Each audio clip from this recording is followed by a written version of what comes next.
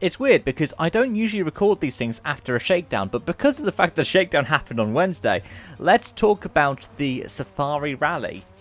The return of the WRC to Kenya for the first time since 2002, so for the first time since I've actively been following the series, because I started in 2003.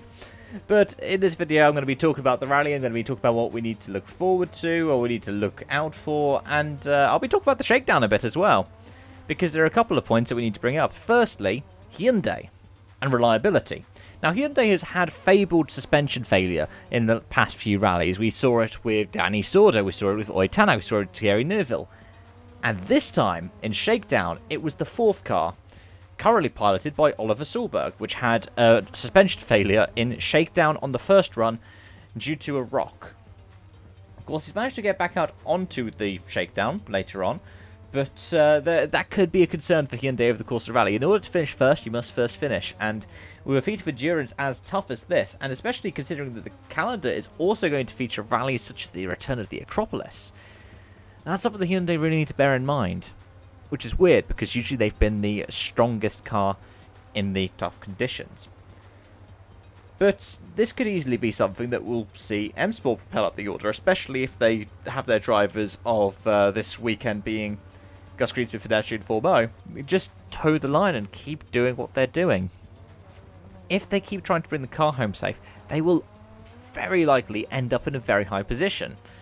A bit like they probably would have done in Sardinia, where most of the P1 cars ended up out of the rally.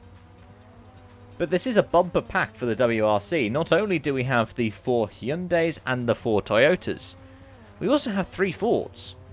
Because we also have the 37 Lorenzo Bertelli making a start, which is awesome to see. It's awesome to see these guys are drivers that we've seen in the WRC coming in and making a step up and being the people who are going to be there for the one-off rallies, especially with something like the return to the Safari. That said, WRC2 is literally a one-horse race. By which I mean, there's one person from the Blue Oval there. Martin Prokop, as long as he makes it to the end of the rally, will be the person who ends up taking the WRC2 victory.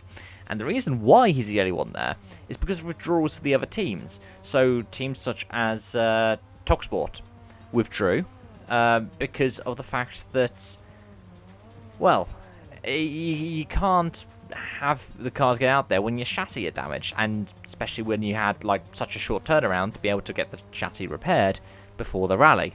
There was so much damage to the cars of Mikkelsen and Balacho Wilkinson after Sardinia, they couldn't make it.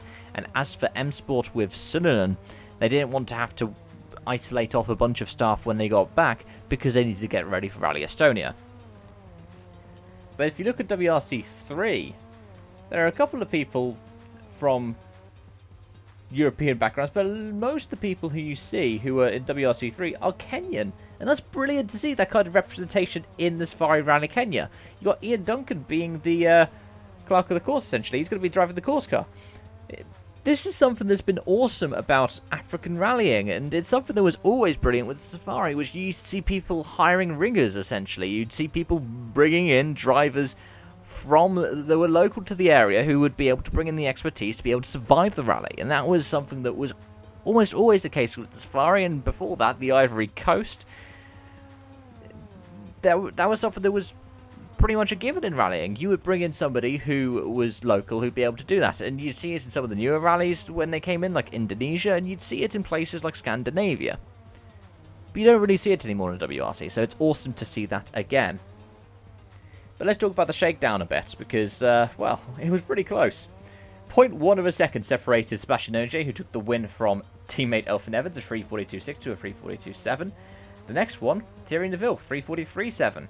Then after that was Sordo, Katsuta, Greensmith, Rovanpera, Tanak, Solberg, Formeau, and Bertelli. And I've got to say, I am really looking forward to seeing how this rally pans out.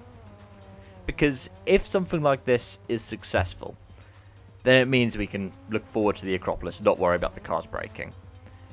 It also bodes well for what should hopefully be more reliable, because less aero and everything, 2022 cars. Those are just my thoughts. Let me know yours in the comment section down below. Thank you so much for watching, and I hope to see you again soon. Bye-bye for now.